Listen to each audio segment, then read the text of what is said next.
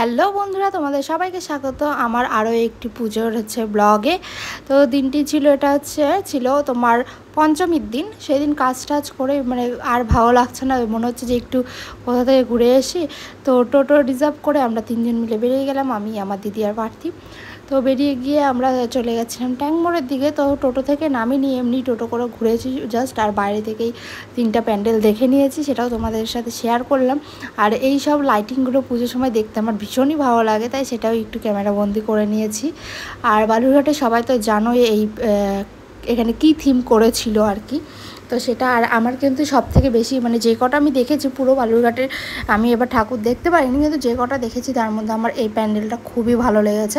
তোমাদের কেমন লেগেছে অবশ্যই জানাবে। তারপরে আমরা চলে গেছিলাম এই যে দেখতেই পাচ্ছ পেয়ালাতে। তো ওখানে গিয়ে চিকেন উইংস অর্ডার দিয়ে দিয়েছিলাম, খেয়ে নিয়েছি। আর রাতের খাওয়ারের জন্য বিরিয়ানি নিয়ে নিয়েছিলাম, কিন্তু বিরিয়ানিটা একদমই বাজে ছিল।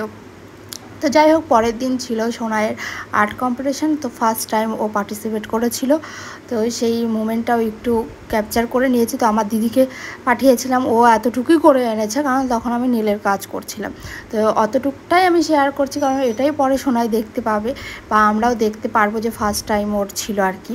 তারপর ষষ্ঠীর দিন চলে গেছিলাম আমরা 3 বোন, শেখরদা আর 2 ভাগ্নি, এই কয়জনই ছিলাম। তাই এই কয়জনে মিলে বেরিয়ে গেছিলাম ষষ্ঠীর দিন ঠাকুর দেখতে। কিন্তু সত্যি কথা বলতে আমার একটু ইচ্ছা ছিল না, কারণ সকাল 10টা থেকে সন্ধ্যা 6টা অবধি আমি নেলেরই কাজ করে গেছি কন্টিনিউ বসে থেকে। আমার শরীরে এক ফোঁটাও এনার্জি ছিল না। তারপর কিছুক্ষণ রেস্ট নিয়ে স্নান খাওয়া দাওয়া করে তারপর আমরা রাত্রি বেরিয়েছি প্রায় 11টা কি 11:30টার দিকে। তো সেই দিন অনেকটাই ফাঁকা ছিল, অনেকটাই ফাঁকা। দুর্গাপূজা সেটা মনেই হচ্ছিল না, কারণ মনে হচ্ছিলো যে বালুরঘাটে সব মনে হয় হিলি, গঙ্গারামপুর, মালদা এইসবই মনে হয় ঠাকুর দেখতে চলে গেছে। ওই দিনটা ওই রকমই ছিল, এতটাই ফাঁকা ছিল। তো যে কটা দেখেছি বা যতটুকু ভিডিও করার এনার্জি পেয়েছি আর কি, ততটুকুই করেছি, কারণ এক ফোঁটাও শরীর চলছিল না। আর এই যে লাইটিং, আমি তো লাইটিং ভীষণই ভালোবাসি।